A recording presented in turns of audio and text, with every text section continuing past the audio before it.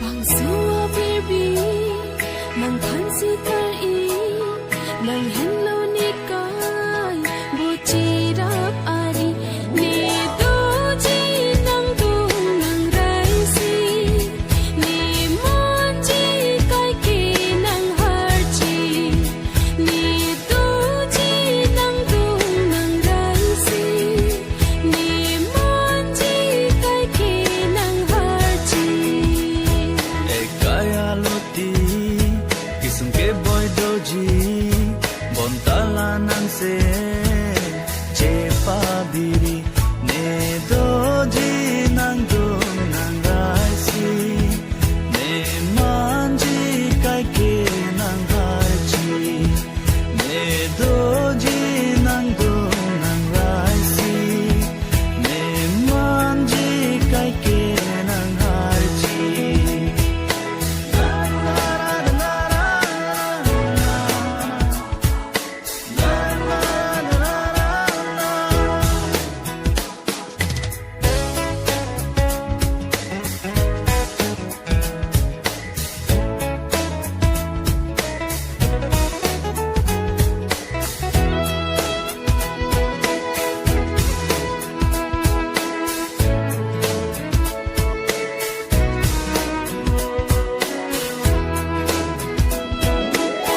Ni sing kang janon malo, sining vo thai so ason, sing vi do thek the non malo.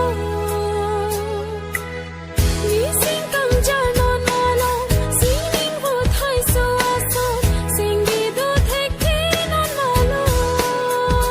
Kang hon ne sing do me ong sing ve karong non malong nang phana joy ne si bong ne ta so pir theke hon ne doji nang dong nang raisi ne manji kai ke nang harji.